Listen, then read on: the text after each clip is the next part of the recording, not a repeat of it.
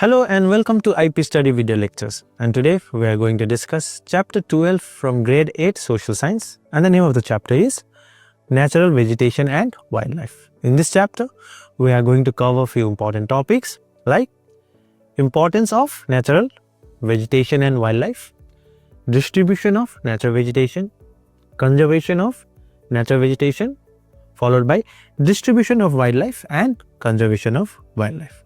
So now, let us have a brief intro about this chapter.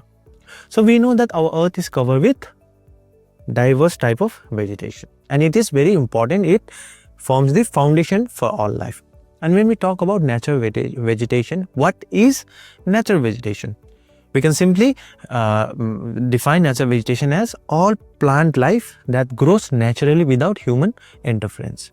It can include trees, it can include shrubs, it can include herbs, it can include different species of plants. So all those plant life that grows without any human interference. That means human did not plant it, human did not take care of it. So these plant species that grows without any human interference is called natural vegetation. And in the earth, it has rich and diverse natural vegetation. On the other hand, we have wildlife. What is wildlife? So wildlife includes different forms of animals, birds and other organisms that exist in their own natural habitats, and it includes both land and marine animals. Okay, so animals, birds and other organisms that exist and survive in their own habitat is called wildlife. Okay, and both natural vegetation and wildlife, they both exist in biosphere. And what is biosphere? It is the narrow zone of contact between the three other spheres: lithosphere, hydrosphere and atmosphere. Okay. So now let us see what ecosystem is. We know that different organisms that exist on the planet Earth, they interact and are also interdependent upon each other. Okay, so they interact and are also interdependent. Why? For food, shelter and survival. So this life supporting system where different organisms, they interact and are interdependent to each other, and also the physical environment such as air, water, soil, sunlight, this system is called ecosystem. Okay, so system where different organisms interact with each other and also with their physical environment for survival is called ecosystem. Now let us discuss the first topic of the chapter, that is importance of natural vegetation and wildlife.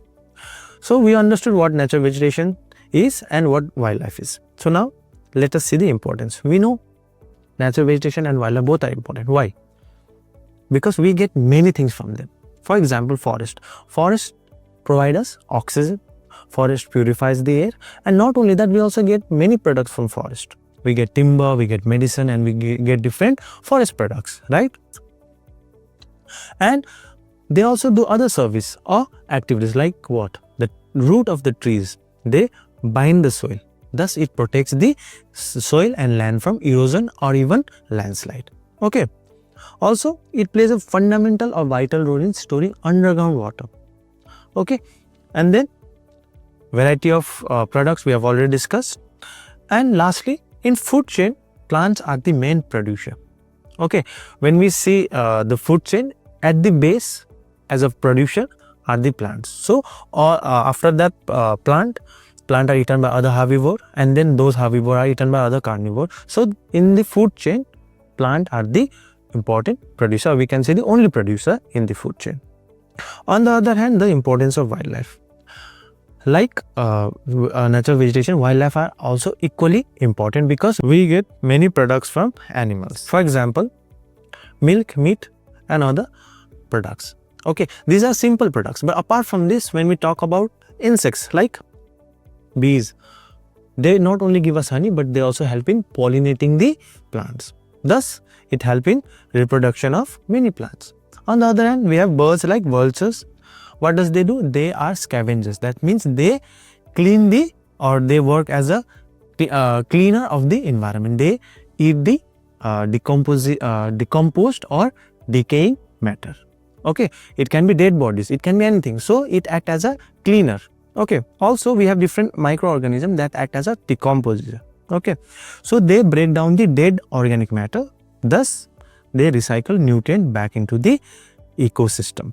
Okay, so the importance of wildlife is also equally immense. So these are the significance of wildlife and natural vegetation. Now let us go to the next topic, that is distribution of natural vegetation.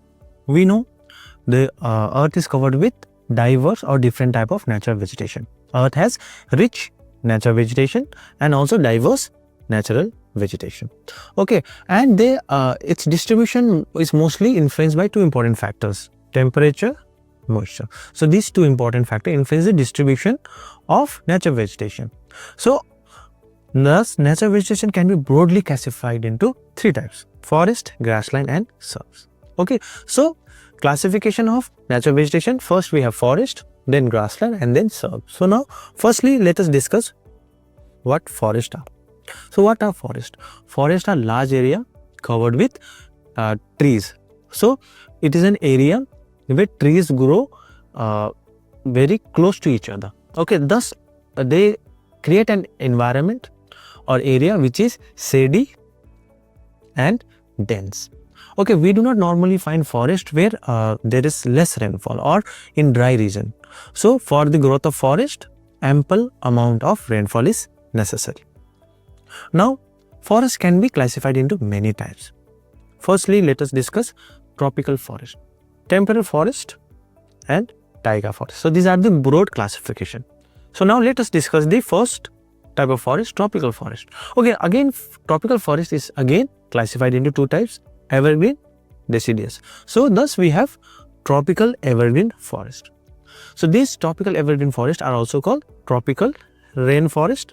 It is found in equatorial region or region near to the equator.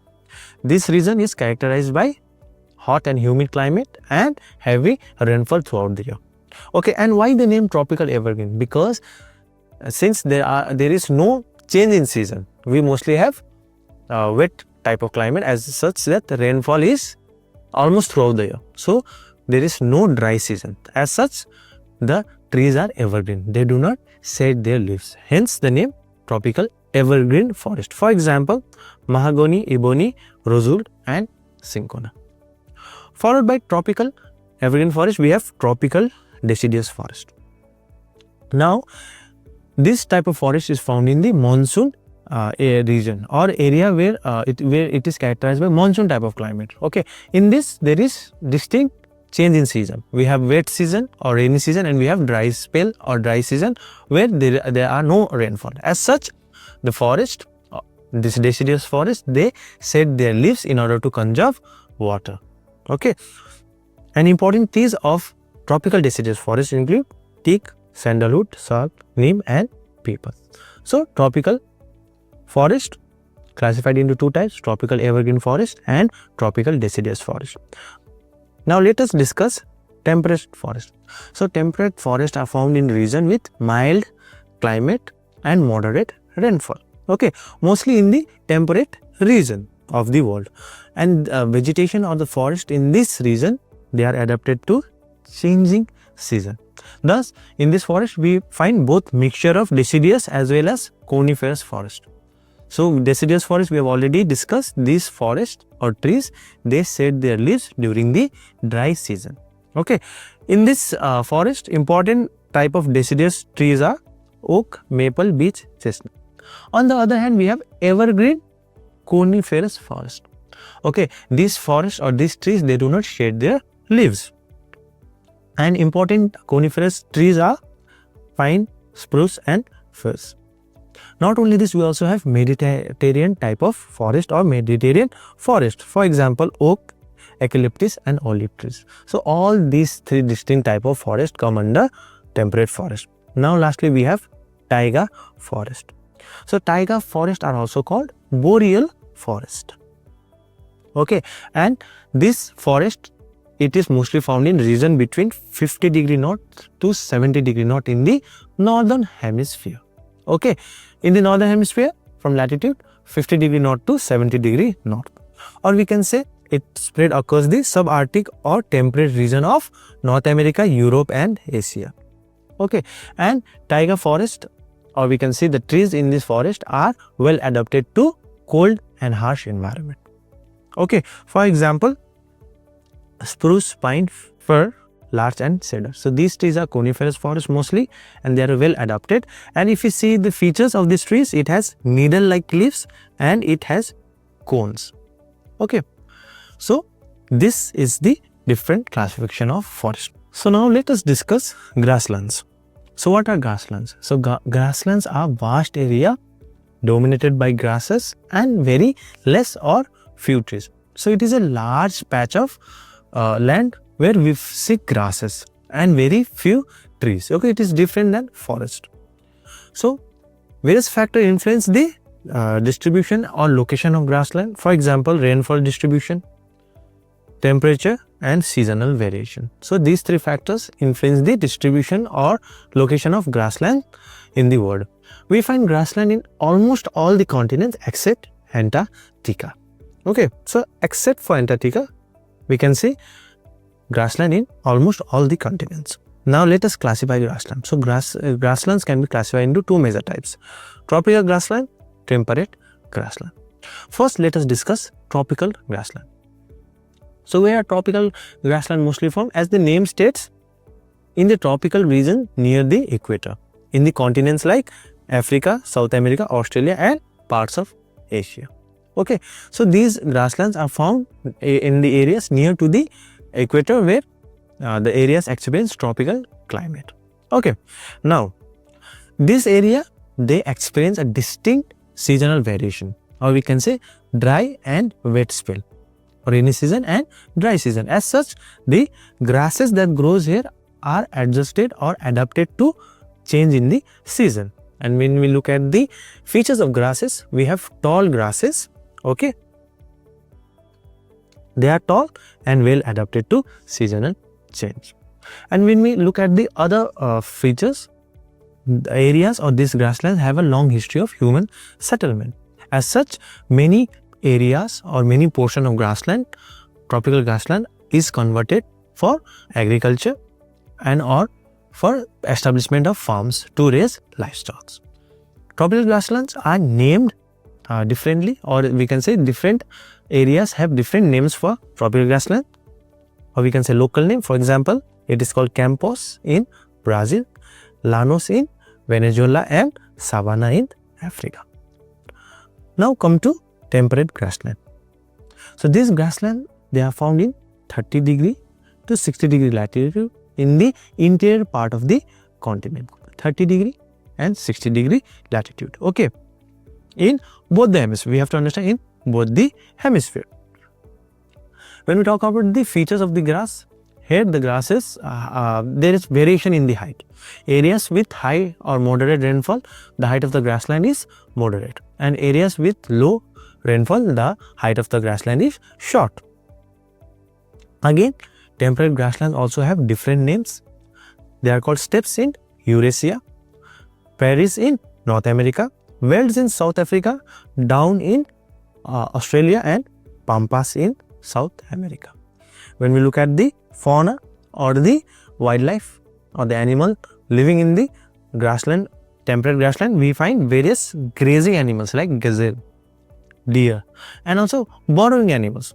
Okay, animals that live below the surface like mice, jackrabbits, and we also have other reptiles like snakes and other predators like coyote. Okay, so this is the temperate and tropical grassland. Now we'll discuss surbs. What are surbs, or where are surbs from? So surbs are mostly found in extreme climatic condition, areas that experience extreme climatic condition. Maybe it is either very hot or either very cold. Okay, so thus we can say surbs are natural vegetation mostly found in hot desert or cold desert. Okay, so now let us discuss two different scenarios: desert vegetation, tundra vegetation. And when we talk about desert vegetation, we mean areas that experience very hot temperature. Thus, the surbs that grows in desert or arid vegetation. When we talk about vegetation that grows in desert region, very few types of plant grows in the desert. That means only few type of plant have adapted to survive in the extreme weather or climatic condition in the desert. Okay, and these plants are called xerophytes. Let us discuss the features of this plant. These plants are mostly small in order to prevent water loss.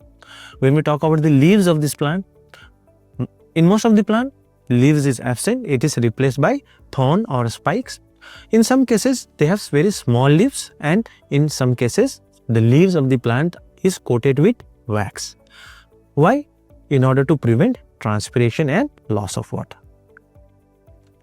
Some leaves of the plants or the plant themselves are fleshy. When we talk about the root, they have long root in order to search moisture from the ground.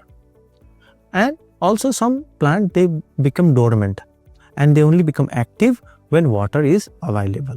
Okay, so shrubs and thorny bushes are the only type of vegetation, natural vegetation that can be found in desert region. Now let us come to the tundra vegetation. Tundra vegetation, it is characterized by extreme cold temperature. Okay, here also the climate is very extreme, but just opposite to the desert. Desert, it is very hot. In tundra region, it is very cold and the ground is mostly frozen and covered with snow or ice. There are two types of tundra, Arctic, Alpine. But if we look at the feature, both type of tundra consist of small and short shrubs and grasses, and tree is absent. Okay, in Alpine we might find tree, but in Arctic tundra, tree is almost absent. Now let us discuss another topic of the chapter, conservation of natural vegetation. We know destruction of natural vegetation has many consequences on the environment as well as the well-being of human or living being on the planet Earth. And what destroys the natural vegetation? There are many factors or reasons. For example, deforestation, expansion of agriculture. Since the population is growing, more forested area are cut or destroyed and converted into agricultural field. Overgrazing of cattle, mining activities in search of minerals. We are also destroying forest region and industrial development. So these are the various reasons that are destroying the natural vegetation. Thus, we have to take positive steps in order to conserve the natural vegetation. And what are these positive steps? Firstly, protection of forest. Forest has to be protected from wildfires, pests and disease. As such, we have to regularly inspect the forest so that we can protect them. Second, creation of protected areas. Forest has to be protected by creating a designated protected area. For example, national park, wildlife sanctuaries, reserve forest. So in these areas, human activities is very restricted. As such, forest along with wildlife both are protected in these areas. Raising awareness, we have to spread awareness about the consequences, mostly negative consequences of deforestation or depletion of natural vegetation, so that people are aware and people can take positive steps to protect the natural vegetation. Promoting afforestation. We can launch various campaigns and programs like One Mahotsav in order to plant more trees, and a positive step toward conserving the natural vegetation. Regulating timber cutting. We know forest products are very important for us, but we have to regulate the reckless cutting of forest in order to get timber from it. And now lastly, regenerating grassland. We have to take positive steps in order to regenerate and restore grassland, because grasslands are also very important. Why? Because many organisms and many habitats are dependent on grassland. We find many habitat in grassland. So these are the positive steps that we can take in order to protect the natural vegetation.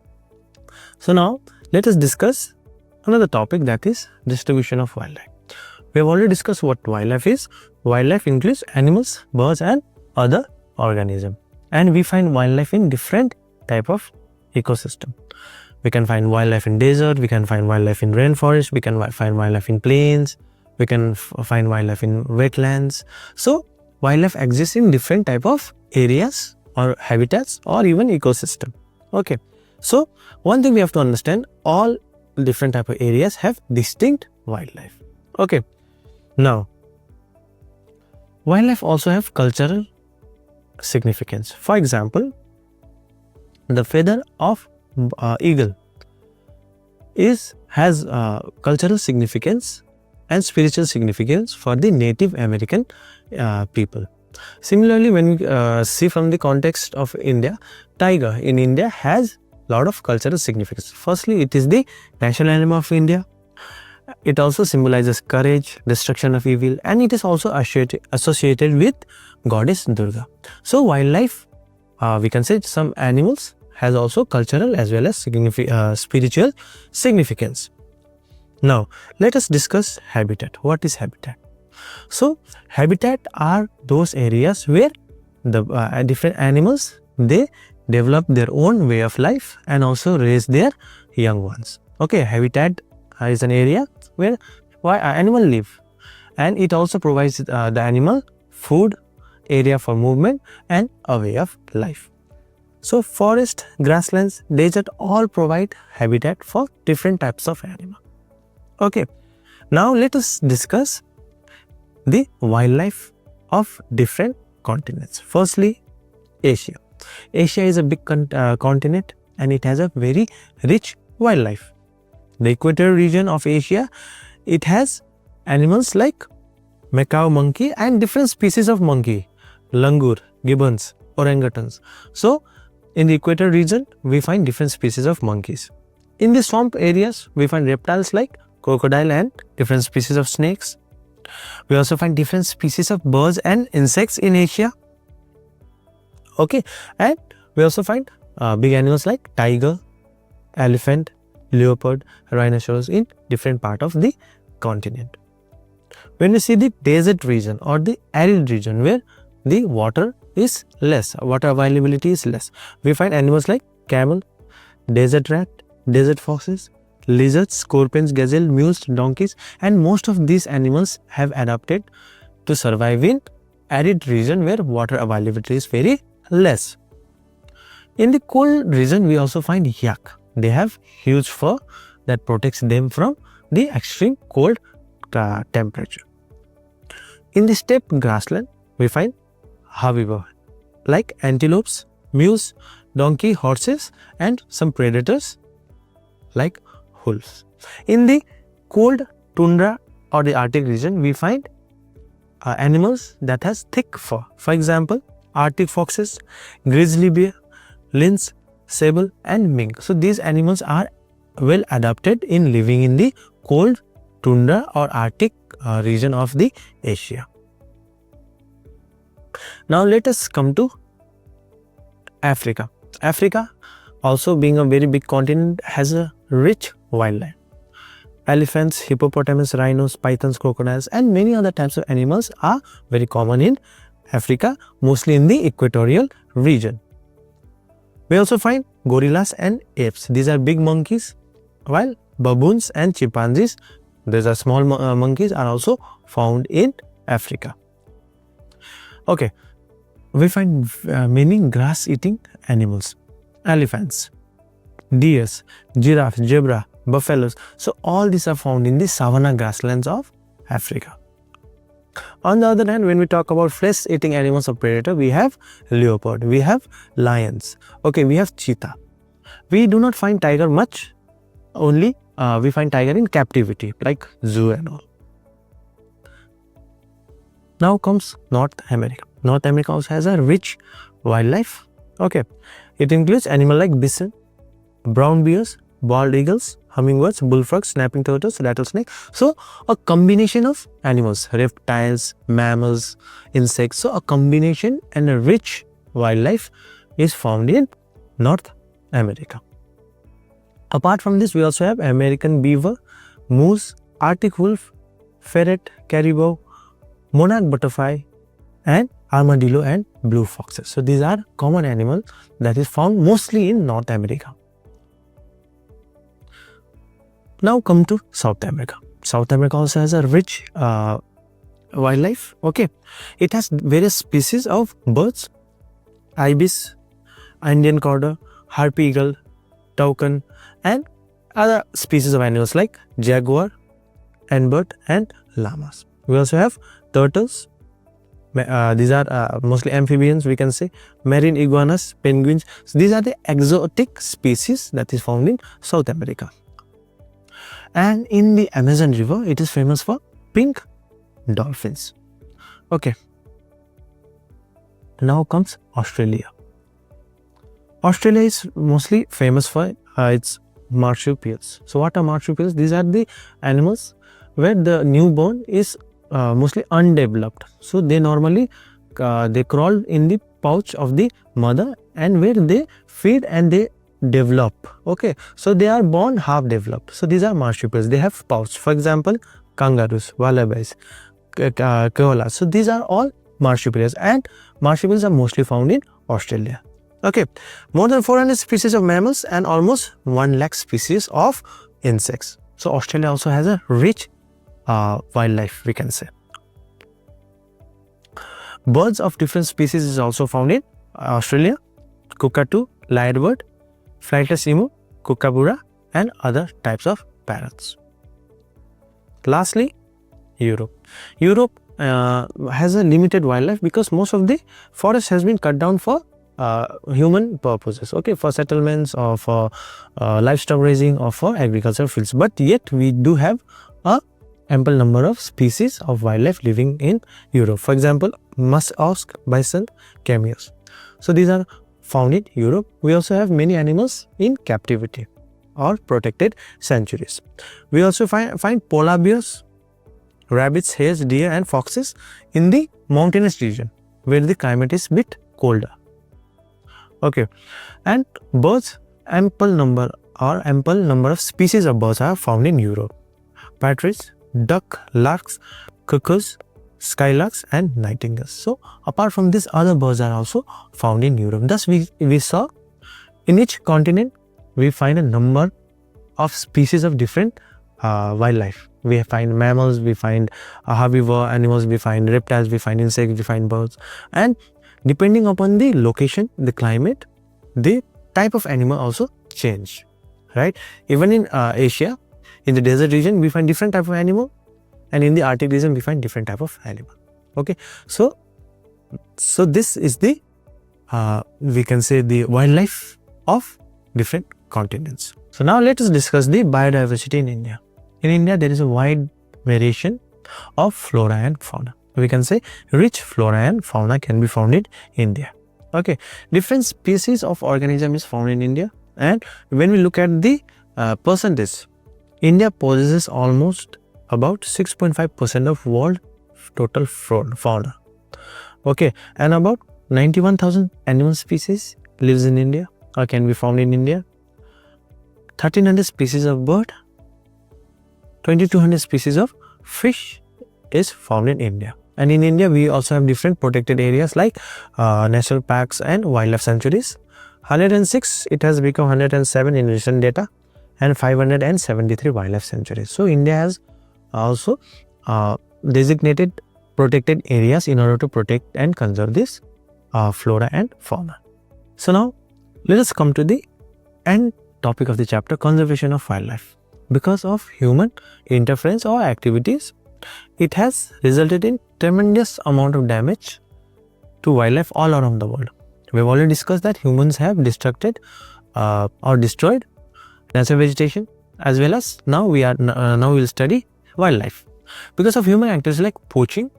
Poaching means to kill animals for their product, like horn, skin, we can also say ivory. Okay, because of all these activities, many of the animals have become endangered or about to extinct, and many of animals have already extinct.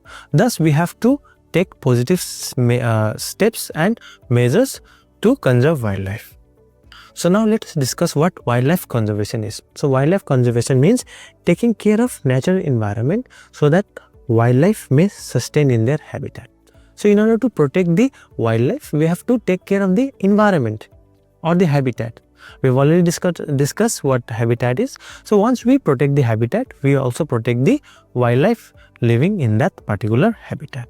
Okay, thus we have to take positive measures, we have to raise awareness and take actions. What are those actions? We have to conserve and protect the wildlife habitat. Okay, it can be done through by declaring any forested area or any region national parks or wildlife sanctuaries.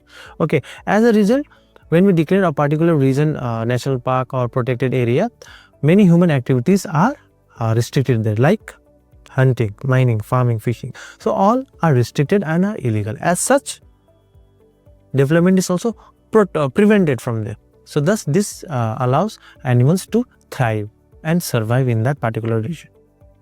Another is zoo. Zoo protects animals, mostly endangered animals, in captivity. It's not the best way, but it is one of the way to conserve the dying species or population of some animals. Lastly, we can track the animals, we can track the number or population of the animals. So this helps scientists keep a record of if the population of that particular species of animals is increasing or decreasing. Thus, we can formulate plan accordingly. So these are the some positive steps to conserve wildlife. Now let us summarize few important points that we have discussed in this lecture. What is natural vegetation? Refers to plant life like forest, trees, shrubs that grows without human interference. Okay, these are called natural vegetation. Wildlife, on the other hand, includes all the animal, birds and other microorganisms, and it includes both land as well as aquatic life. Major vegetation can all over the world can be classified into three broad categories: forest, grassland and shrubs. Okay, so conservation of natural vegetation, it includes creating protected areas, afforestation, raising awareness, regulating timber cutting and regenerating grasslands. So these are the some steps which can conserve natural vegetation. Wildlife, it varies across different continents because of different habitat, or we can say different geographical as well as climatic features. Lastly, wildlife conservation, it includes creating national park, restricting illegal hunting and poaching, mining and other human activities that can endanger the animal. So with this, I end the chapter. I hope this lecture was able to help you clear your doubt regarding the chapter. And now we will again meet in our next lecture. Thank you.